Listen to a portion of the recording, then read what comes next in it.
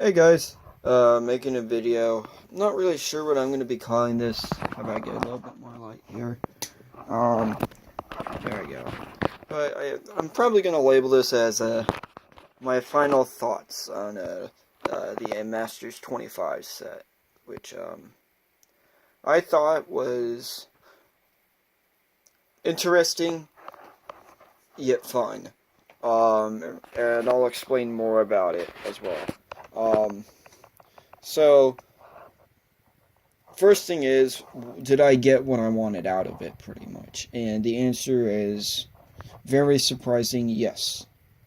Um, I ended up choosing to buy 2 boxes because I was looking for getting an idea for having a possible new commander, which I found surprisingly not any of the things I was thinking of. I actually got all the commanders that I wanted. I got a Darius, I got a Nicobolus, I got a Zada. I got really all the commander cards that I really wanted.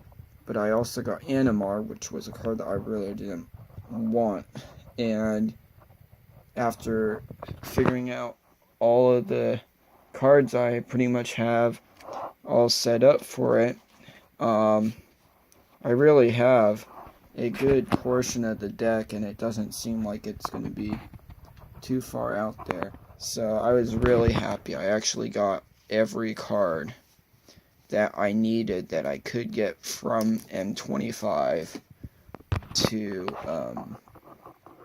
to possibly build the deck. Obviously, I'm going with the Command Zones version of it, and it's actually going to be somewhat fairly cheap, much cheaper than the previous deck I made. Captain Sisse is going to be a lot cheaper than that, that's for sure.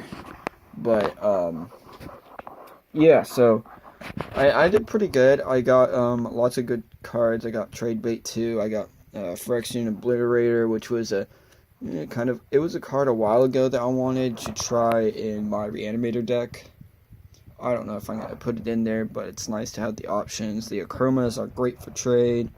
Coalition Relic. It's very, very unique.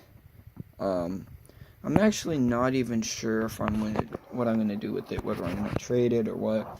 I also got Imperial Recruiter, which is great for trade. I can't really use it. I got another Fetid Heat, so that's great for trade as well. And I could probably trade this card to get an Azuma, which is nice, and an Amelio's Carl. So I got some really good cards. I got more than just that. I actually got a lot of really good cards. Yeah,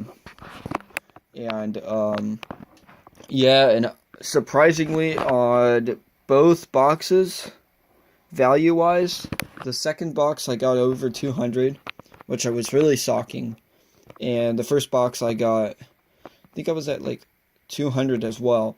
I was close to it. I think I was a little bit over it. I think my first box I made a little bit more, or it was worth a little bit more than my second box. But either way, it was 2 very good boxes that I got. The only card I did not get, like I've said before, was Azuma. But that's fine, because I got the trade bait for it. And Azuma is a $20 card, so I have no issue of, worst case scenario, having to pay for it outright. So I thought this set was actually very well done. Looking at a lot of the comments and whatnot now, they really aren't bad.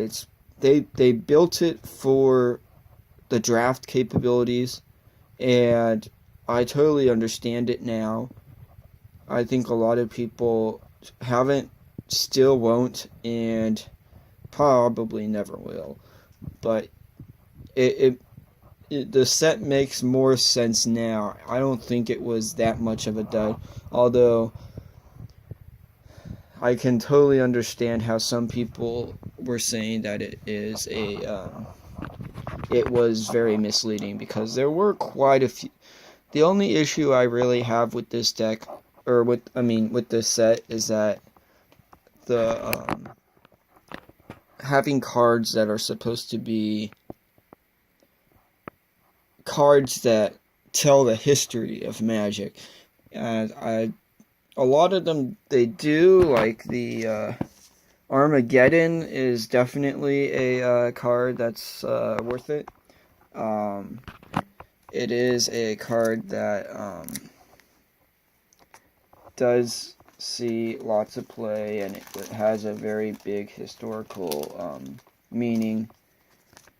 And same with Swords to Plowshares, but yeah, I think that there's a lot of other cards that just were not quite as good, at least as far as